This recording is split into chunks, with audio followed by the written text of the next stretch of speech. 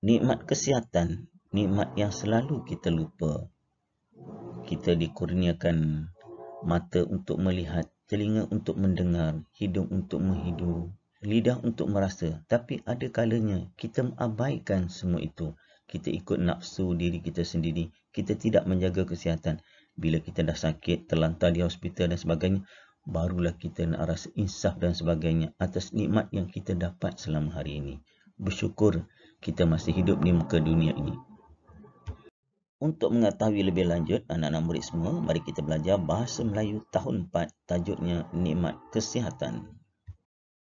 Objektif pada hari ini, cikgu mengharapkan anak-anak murid dapat mengubah suai pantun, berpandukan perkataan yang dicetak berwarna dan mempersembahkannya. Kemahiran pula pada hari ini iaitu kemahiran seni bahasa. Mari kita melapaskan pantun berdasarkan pantun yang telah disediakan dalam buku teks Bahasa Melayu tahun 4. Rangkap pertama. Sinar mentari menerangi kota, nampak bukit berderi megah. Kesihatan diri tanggungjawab kita agar penyakit dapat dicegah. Maksud pantun di sini, tengok baris ketiga dan baris keempat yang dipanggil sebagai maksud pantun. Baris pertama dan kedua ialah pembayang. Tengok yang warna merah tu lagi penting. Kesihatan diri, tanggungjawab kita agar penyakit dapat dicegah. Tema ini berkaitan dengan kesihatan.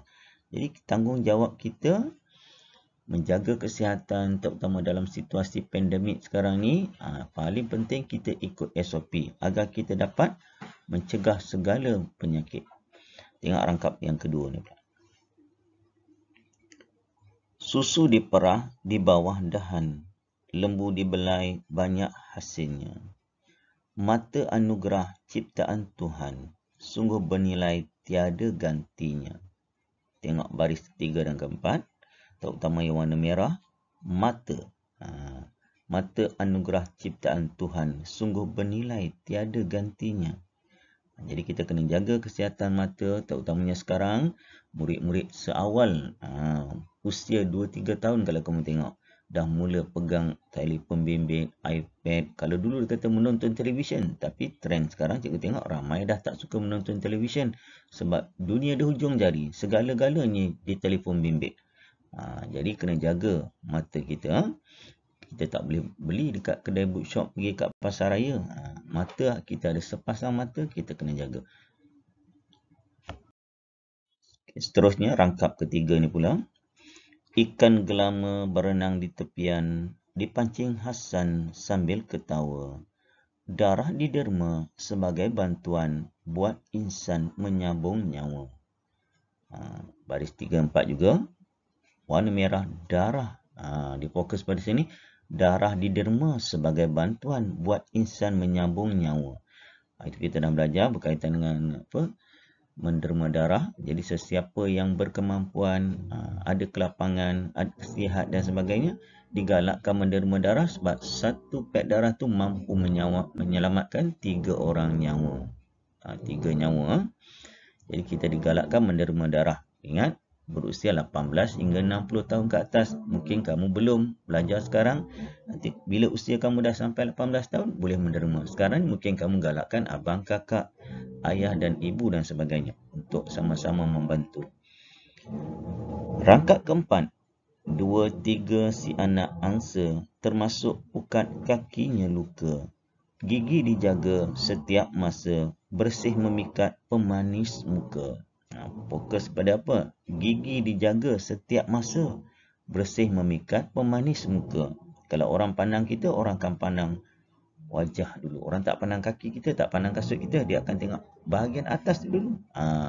Terutamanya bahagian muka. Muka ni bila kita buka nak bercakap saja, akan terpancarlah gigi. Susunan gigi yang menarik atau tidak. Gigi kita ada 32 batang. Jaga elok. Bagi anak murid, kita digalakkan 3 kali menggosok gigi, terutamanya pada awal pagi, tengah hari lepas balik sekolah kebangsaan, sebelum pergi sekolah agama dan sebagainya. Kemudian pada waktu malam, ini paling penting pada waktu malam. Sebab apa?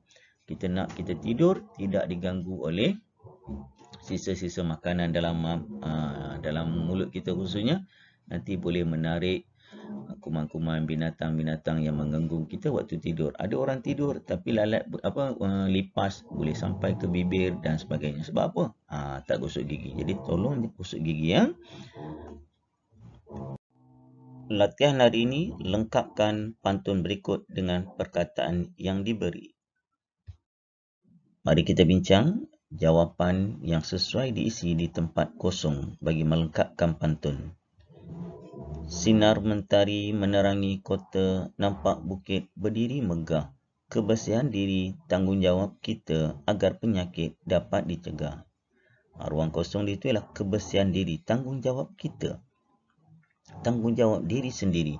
Dari hujung rambut sampai hujung kaki. Kita kena jaga kebersihan diri. Rangkap seterusnya. Susu diperah di bawah dahan, lembu dibelai, banyak khasiat. Hidung anugerah ciptaan Tuhan, sungguh bernilai tiada gantinya. Tempat kosongnya diisi dengan hidung. Hidung ni hidung mancung, hidung tinggi biasa kita dengar. Dalam simpulan bahasa ada panggil hidung tinggi orang yang sombong. Hidung mancung orang yang cantik. Kita kena jaga hidung juga anugerah Tuhan. Naik basikal, main bola dan sebagainya, berhati-hati jangan sampai jatuh, rosak hidung dan sebagainya. Cuba lengkapkan pantun berikut dengan perkataan yang diberi. Okey, mari kita bincang apakah ruang kosong boleh diisi dengan perkataan, pilihan perkataan yang diberi. Tengok pantun yang ketiga lah, latihan kamu pada hari ini. Ikan gelama berenang di tepian, dipancing Hasan sambil ketawa. Organ diderma sebagai bantuan, buat insan menyambung nyawa. Tengok, organ diderma. Contohnya antaranya organ hati.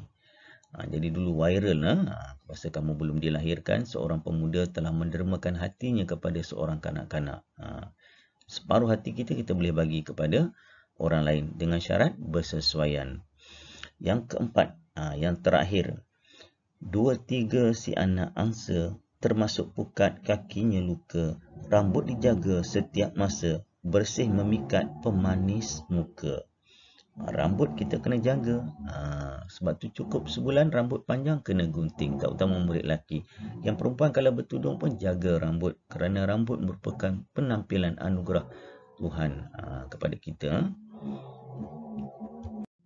Sebagai rumusan kepada tajuk yang kita pelajari pada hari ini, iaitu nikmat kesihatan. Bersyukur kita masih sihat, kita masih boleh hidup di muka dunia ini dengan kesihatan yang terbaik. Jadi sama-sama kita menjaga kesihatan. Itu saja yang cikgu nak kongsikan pada hari ini. Jumpa lagi dalam tajuk yang seterusnya. Assalamualaikum, selamat sejahtera. Bye.